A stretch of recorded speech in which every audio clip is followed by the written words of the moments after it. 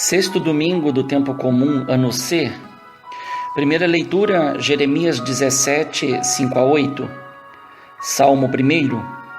Segunda leitura, 1 Coríntios 15, 13, 16-20. Evangelho, Lucas 6, 17, 20-26. O contexto próximo anterior ao trecho lucano desse domingo é a escolha dos 12 apóstolos, que, segundo Lucas, foi feita após Jesus subir a montanha e passar a noite inteira em oração a Deus. Lucas 6, 12-16.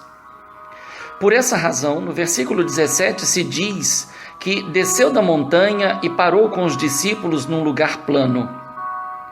Essa passagem geográfica é importante, pois equivale dizer que o experimentado na montanha é trazido para o plano, isto é, o que pertence ao alto foi trazido para o baixo, onde estão reunidos judeus, pessoas da Judéia de Jerusalém, e pagãos, pessoas do litoral de Tiro e Sidônia.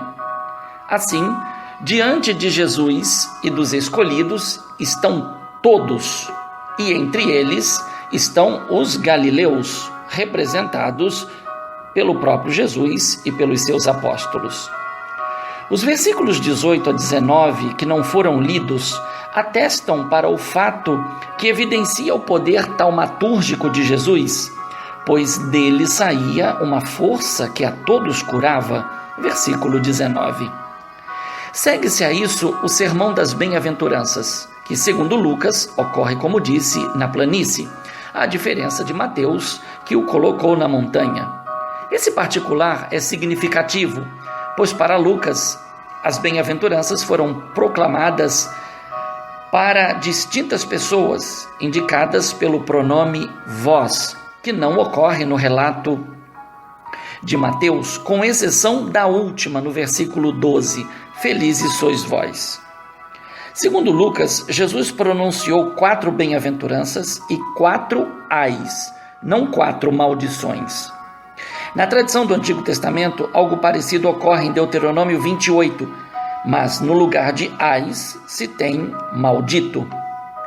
A dinâmica é profética, tanto para as bem-aventuranças, porque era assim que os antepassados deles tratavam os profetas, versículo 23, como para os ais. Era assim que os antepassados deles tratavam os falsos profetas, versículo 26. Nota-se nas bem-aventuranças um eco dos oráculos de salvação e nos ais um eco dos oráculos de condenação. A construção literária segue o critério da antítese. O critério de distinção aparece somente nas bem-aventuranças, pois Jesus se coloca como critério quando os homens vos odiarem, vos expulsarem, vos insultarem e amaldiçoarem o vosso nome por causa do Filho do Homem. Versículo 22. Diante do vós, como disse, estão os judeus e os pagãos. Tal dado confirma que o vós se refere aos apóstolos, isto é, os galileus, que Jesus reuniu e elegeu. A bem-aventurança, Makarioi, é uma força literária muito presente nos Salmos 1, 32, 41, 119 e 128. Ela traduz uma felicitação motivada, na qual alguém é proclamado feliz por um motivo que parece contraditório. A compreensão lógica seria pela ótica da retribuição veterotestamentária, proclamar feliz os que receberam os ais e vice-versa. Mas Jesus inverteu a lógica. Com isso, consegue redimensionar o valor que se deve atribuir ao servo sofredor.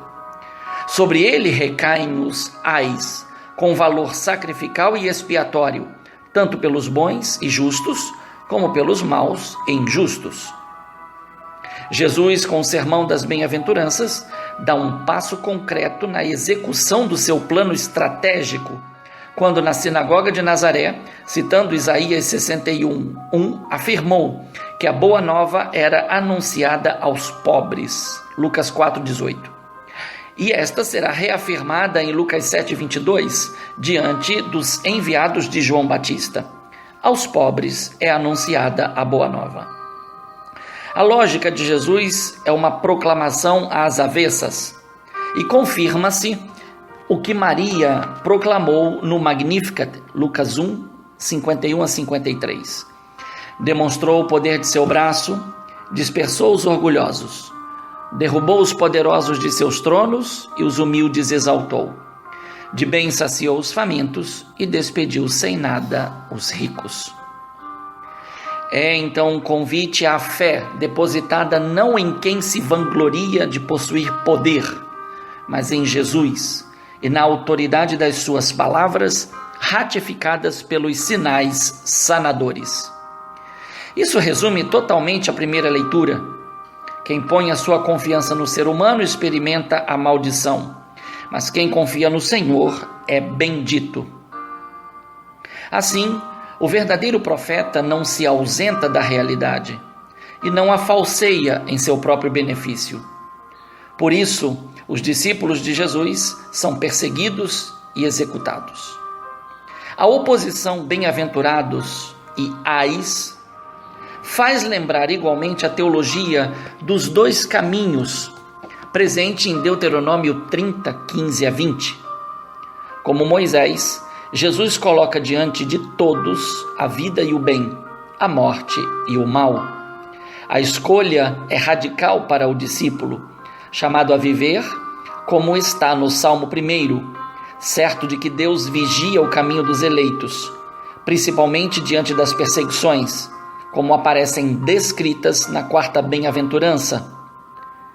É a fé colocada à prova, pela qual o trigo é separado do joio, o justo do injusto, o bom do mal. A sorte do discípulo é a mesma do seu mestre, por causa do Filho do Homem. Diante dessa razão, Jesus surpreende com verbos no imperativo plural: alegrai-vos nesse dia e exultai, pois será grande a vossa recompensa no céu. Versículo 23. A intensidade desses dois imperativos não deixa dúvidas quanto à proposta de Jesus em relação à teologia da retribuição.